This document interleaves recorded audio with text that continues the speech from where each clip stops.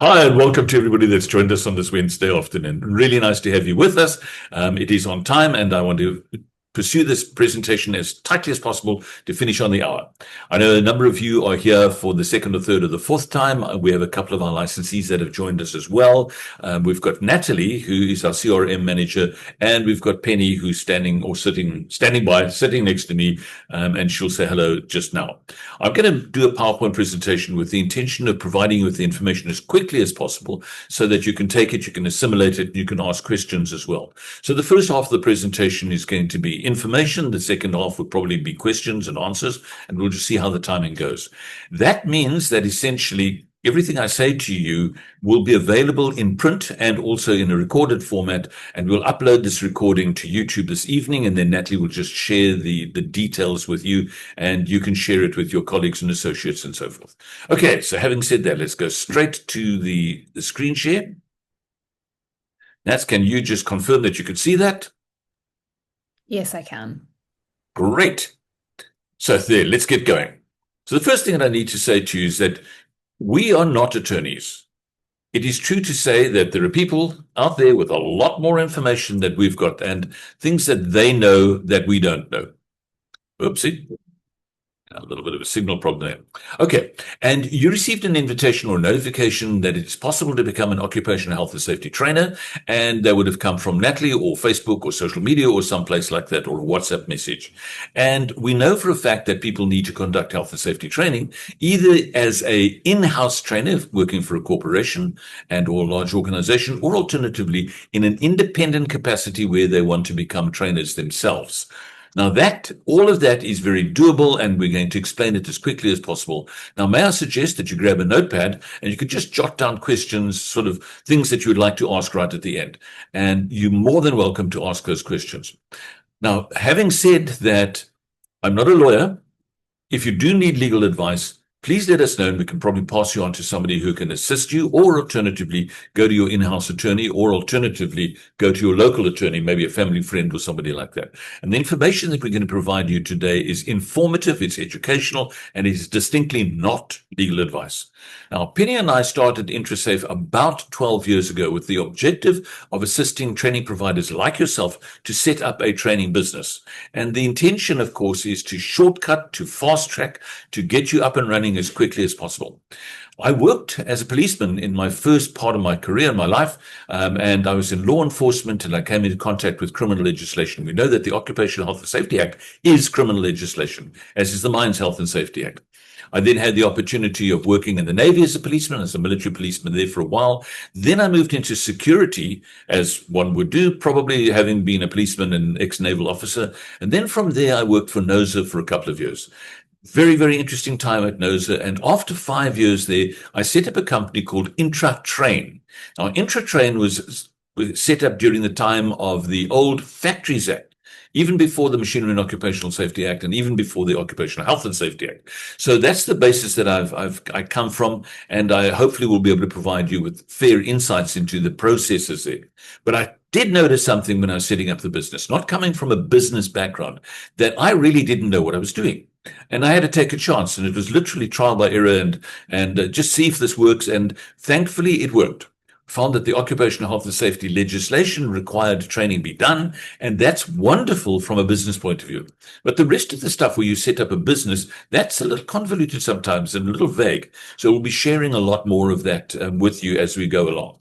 We know that the legislation changed, and we went from the Factories Act to the MOS Act, or Machinery and Occupational Safety Act, and then to the to the Occupational Health and Safety Act, the OSA, as we refer to it nowadays. Right in the beginning of the presentation, I mentioned that we are going to provide you with information in both the digital format, it's going to be a recording, as well as a document called the prospectus. So everything that we have and say on the presentation will be covered in the prospectus, and then from there you can make up your, create your list of questions. Excuse me. So I mentioned the Occupational Health and Safety Act, or the OSA. It comes with its own regulations. There are something like 23 different regulations that we have to comply with if they are appropriate and required by the legislation. And there's a list of the regulations down below there. Some of these are still in draft form, some are being replaced, some will be replaced, and some of them have been replaced. So it's important to know what's current. We also know that in South Africa that we have a diminishing working population. The employment rate in South Africa has now dropped to 16.5 million rand, which is 16.5 million people. And that is not a good sign for the country. So we, you, me, I, all the people involved in the occupational health and safety world have a really serious role to play. But at the same time, there is a business opportunity for us if that's the direction that you want to take. 16.5 million employed, and then 8.5 million people that are unemployed who are employable that we can train as well. So when it comes to occupational health and safety training, we see in the legislation, in particular, it starts with Section 8 and then Section 13, that the employer must do the following. It says the employer must establish the hazards and precautionary measures. That makes sense. And then the employer must provide information, instruction, training, and supervision. That makes sense. Now, interesting 3 words: inform, instruct, train, and then, of course, supervise. Now, we'll be talking about that as an ongoing process to ensure that you are able to provide that. If that's what you want to do, you'll be able to provide the information, instruction, training, and supervision based on the employer's hazards and precautionary measures. So it then moves on in Section 13 and says the employer shall cause every employee to be made conversant with these hazards as well as the precautionary measures. Now, I want to just quickly stop here for a second and say this. And I say this with huge respect to the training providers out there. Many courses are run are one size fits all, standard, generic, non-hazard, non-precautionary measure specific. In other words, the training provider, including myself right in the beginning, we had a training program, we ran it over and over and over and over, and did not matter who the audience was or who the learners were. So this is a very important aspect of here. Now, we know that it also says that every employee is to be made conversant. And I was saying to you that there's 16.5 million employees in South Africa, and they need to be made conversant with the dangers, hazards, and risks, as well as the precautionary measures to be taken. So there's a wonderful opportunity, but also a massive need. What kind of training could be provided? What kind of training would the law require, depending on the dangers, hazards, and risks? And here's a short list of some 60, 70 titles of things where employees need to be trained or informed or instructed. It just screams opportunity. Absolutely screams opportunity. At the same time, I need to say to you that not all of these apply to every single employer, and it's obviously risk or hazard specific. Then it carries on, and in Section 13, it says the employer must provide the occupational health and safety training. Now, here's a question that comes up on an ongoing basis. Who must do the training? Is it the employer that must do the training, or the contractor who must do the training? Now, that's completely up to the employer. The employer can choose. They can say, I want to do it myself, or we'll do it in-house, or alternatively, we'll bring in an outsider. And as you know, in the Occupational Health and Safety Act, a contract is called a mandatory. Now, it is also important to note, because this is criminal legislation, that if you come on board as a mandatory, in other words, running courses for and on behalf of employers, you have certain duties, and Section 37 covers them clearly. And I'm sure you know at this stage about vicarious liability and how liability transfers from the employer to the employee, or the employer to the mandatory. And it says in Section 37, if the mandatory does or does not do something that an offense for the employer, then the mandatory shall be convicted and sentenced in respect as if he or she were the employer. Not many people will have this pointed out to them, and I'm pointing it out to you because it is that important that we get it right. At the same time, we, the mandatories, the people that are involved in the service industry for occupational health and safety training, we need to take the Consumer Protection Act into account. Point is that not all regulatory training must be accredited or approved. When I started INTRA-SAFE with Penny, my partner, it was literally a matter of that people believed that every single bit of health and safety training needed to be accredited. Now, that's not true. And I'll touch on that as we go along. Okay, so having said that, the employer is to do the training. And the employer can appoint somebody to do the training for them. And I wrote an article some time ago, which you may want to read, called Am I Allowed to Do Occupational Health and Safety Training Without Approval or Without Accreditation? And the answer is yes. If you want a copy of this document, please ask Natalie and she'll send it to you. Okay, so when must training be accredited? Well, we know in terms of the general safety regulations, the driven machinery regulation, the construction regulation, and the ergonomics regulation, that it defines a person as a competent person. And this word competency comes up over and over and over and over and over again in the legislation. So these are the regulations where competency is required. It then also carries on to say that it's not just good enough to be competent in the first aid. It is critical that the first aider, as an example, or person working at heights, is also familiar with the Act and applicable regulations. Now, there is a wonderful business opportunity for you. And I'm going to just use the example of if you're going to be doing construction training, construction regulation training, working at heights training, then that needs to be accredited, it needs to be approved, and the person that's coming on the course must be familiar with the Act and the applicable regulations. Have a look, there's more regulations. And you can see from that, there's about 9-10 regulations over there where competency is demanded. And for those of you that are familiar with the construction regulation, you'll know that more recently, there's been a draft construction regulation that's come out. Now, I just want to quickly point out that the definition in the draft construction regulation is somewhat different to the definition in the construction regulation. And there, in the draft regulation, they talk about, in fact, they remove any reference to the NQF Act and qualifications and short training and accreditation. Now, isn't that interesting? Many people have not noticed that, but please take notice of it. Okay. Now, this word competency is really important, and there is a document that you can get from the Department of Employment and Labor, or if you just grab your phone and take a photograph of that URL at the bottom there, the bit.ly link, the competency person or competent person, getting my tongue tied here. Get this document, comes from the Department of Employment and Labor, and gives you a good insight into what competency is. Then we also know that as a result of the fact that this is criminal legislation, that the legislation, the Occupational Health and Safety Act, talks about people who are guilty of offenses and who are charged, prosecuted, and convicted. Now, it starts off by saying any person. And I say to people all along, whenever we do any workshops on the Occupational Health and Safety Act, we are all under that definition of any person. Who's an any person? I am, you are, the employer, the mandatory, the contractor. We're all any persons. So we could be prosecuted if we're found guilty of an offense. And if found guilty, there's a potential of a 50,000 Rand fine or imprisonment. And of course, now with the proposed amendment bill that has been sort of bandied around a lot, the fine goes up to a maximum of 5 million Rand. So we're talking about some really serious stuff here. But what I see here is opportunity, because employers don't want to be imprisoned or fined. And you, as a training provider, can assist them to ensure that they're not imprisoned or fined. We have a little statement that says, our job is to keep employers out of jail and to keep employees out of hospital.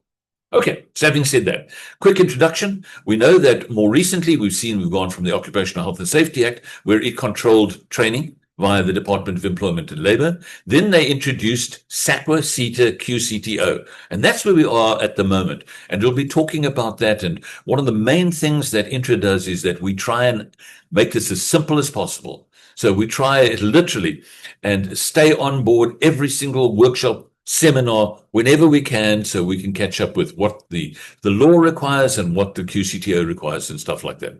As a result of that, we put together a business model very similar to a franchise. Now, it's not a franchise yet, but it's a franchise-like structure. We call it a license in terms of the Consumer Protection Act. And it composes of a number of elements, which you'll see in the prospectus document.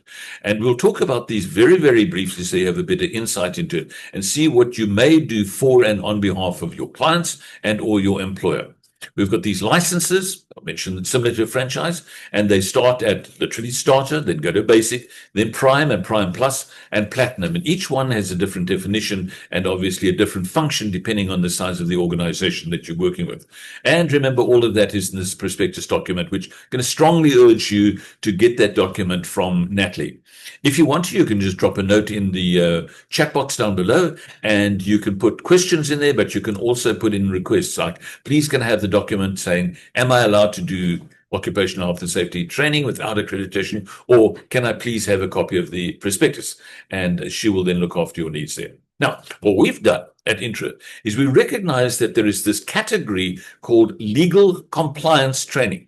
So forget for a moment about the accreditation. Just consider what the law says. The law says you must do this training if it's applicable to you, if it's part of your danger, hazard, and risk profile. So we have training material that is ready to run, and we're preparing this training material so that when the QCTO writes its curriculum, we'll be able to convert it and align it to the QCTO requirements. There's 25 programs there, 26 we're working on at the moment, and we have a catalog that you can get just talking about it now. The catalog also contains content sheets, so you can see what's in the training program as well. And then, of course, if the licensing system doesn't work for you, you can acquire any of these training programs independently, and we have an online portal for that. So, having said that, we recognize that a lot of people coming into the field of occupational health and safety might not be familiar with all the topics. And I was chatting to Myrtle earlier on. She's one of the delegates that's here, and she has a medical background. And I say to people, how much do you know about, as an example, ergonomics? Now, that might very well fall well within the occupational medicine field or the occupational hygiene field. For a lot of people, they don't know much about ergonomics, as an example.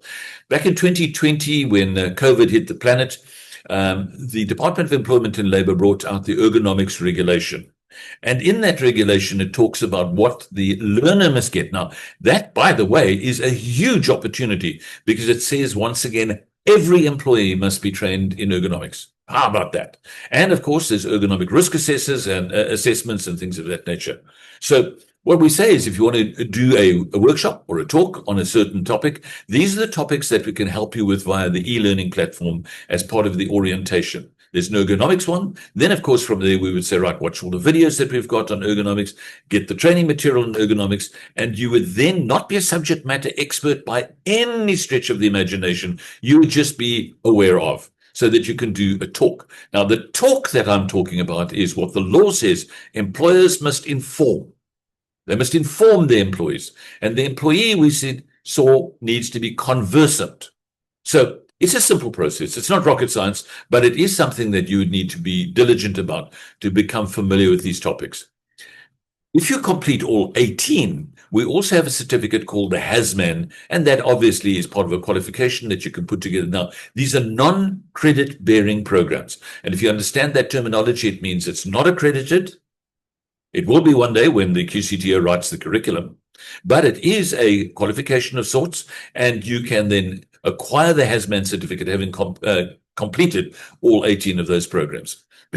Part of the orientation that we do as well to get trainers up to date is that we have a host of videos that we have recorded in the past with specialist speakers on specialist topics and so forth. And I'm really pleased to say that the Department of Employment and Labor and the former Chief Inspector, Mr. Tibozana, has very graciously agreed to provide us with an hour or two of his insights and information, which you would then, as a licensee, be entitled to attend. Similarly, we've got another attorney by the name of Miss Kate Collier. She works for Weber Wenzel, and she's involved in legislation from occupational health and safety legislation from a defense point of view, where she defends and investigates incidents. And then our highlight speaker is Advocate Reynard Luch. Some of you may know Reynard from the Saiosh Legal Advice Forum. And so we've got three sort of high impact speakers that will be speaking for us as part of the orientation of trainers. Okay, now, we recognize, of course, as a result of the transition from CETA to QCTO, that the Department of Higher Education and Training cancelled all 11,000, 12,000 unit standards. Not sure if you know about that, but that took place in June of 2023. Then there was a fair amount of pushback, so the department has extended some of the unit standards to 2026, June 2026, when they will expire. So having said that, we've still got the training material, and that training material can be run as long as you're not running it as a competency-based program and not issuing certificates of competency. But the course content is excellent. So you can use that training, and that will come as part of the license as well. Then, of course, we know that the QCTO has been working hard at replacing the unit standards that were cancelled and then setting us up so that we can get accreditation with the QCTO and not with the CETAs. Just out of interest, those you may or may not know, that the CETAs are no longer accrediting new training providers. If the organization happens to be a training provider that is still accredited and the accreditation is valid, that validation continues until June 2026. So we're waiting for these curriculum, they're not calling them unit standards, or they call them curriculum or codes. And there's a list of curriculum that have already been approved. So when we say approved, the Department of Employment and Labour, together with the QCTO, have gone through this. And the first 5 there have actually been approved. We're waiting approval for the rest. And you can see that these are training programs that every single person within the workplace that is now going to run training programs, you will be able to get accreditation for these different topics.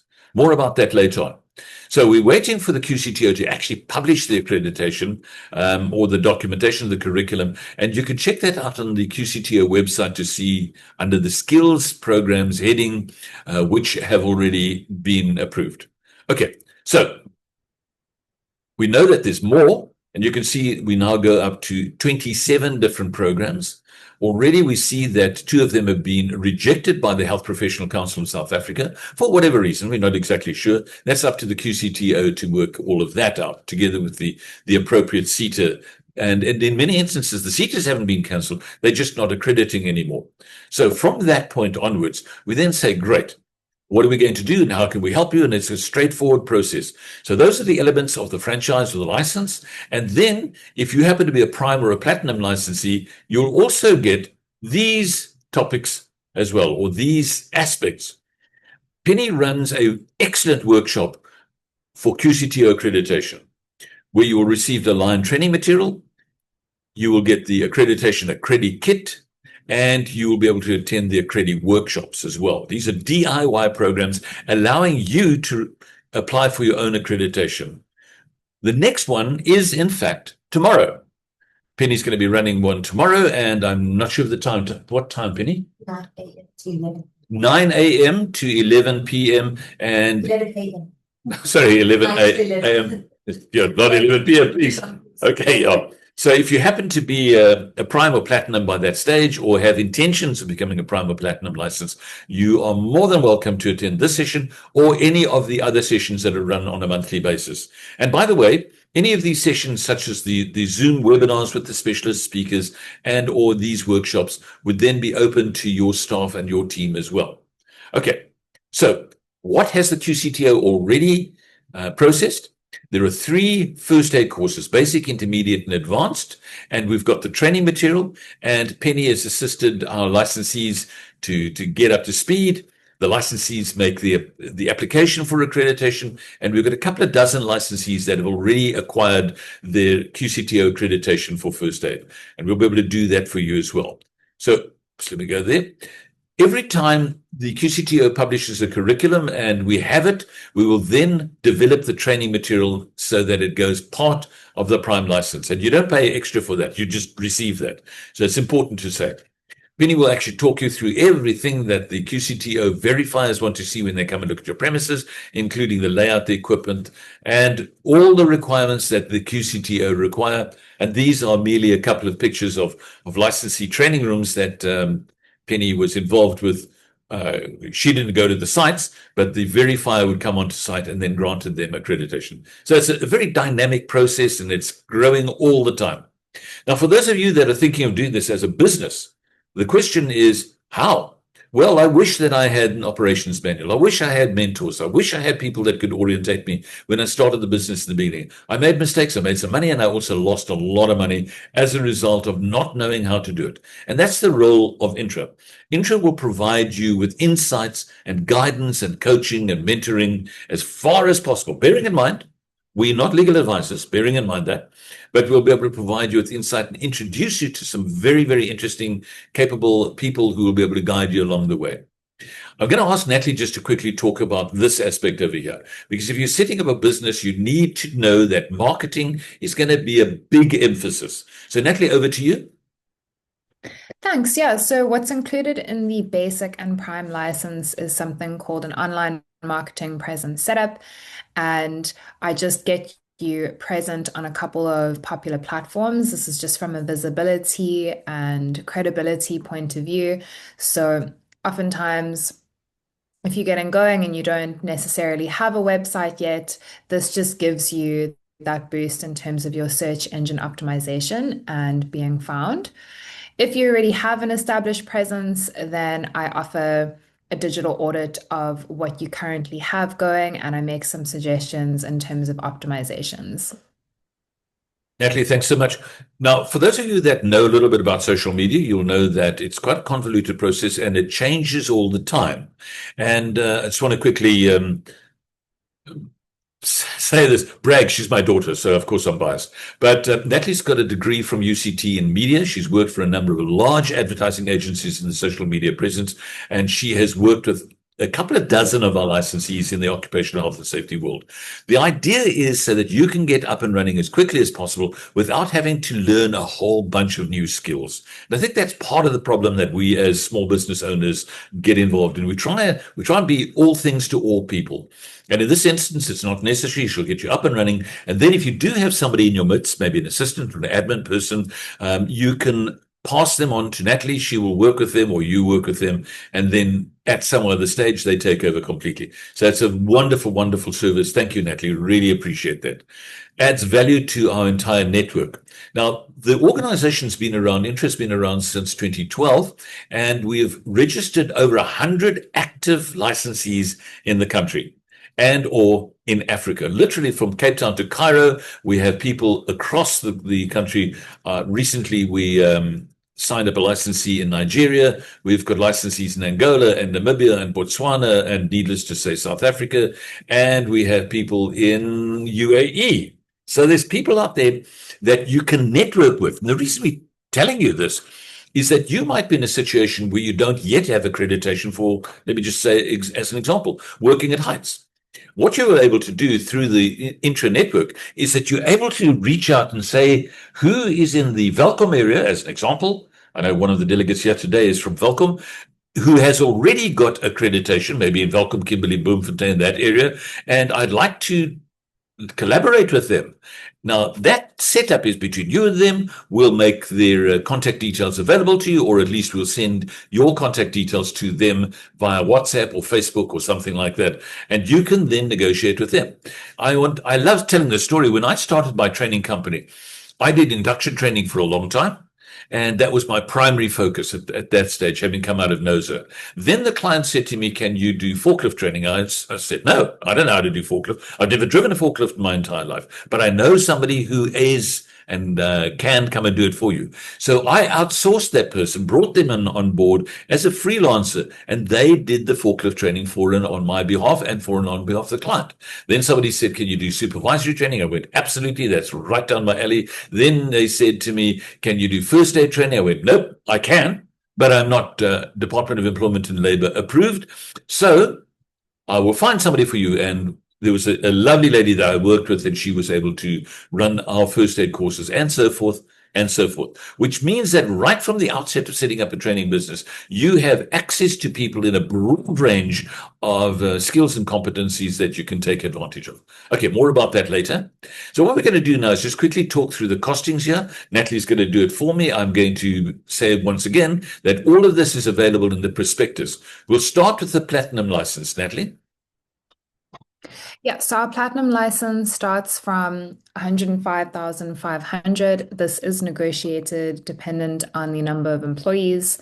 and we usually like to set up a meeting just so that we can ascertain what your needs are and go from there.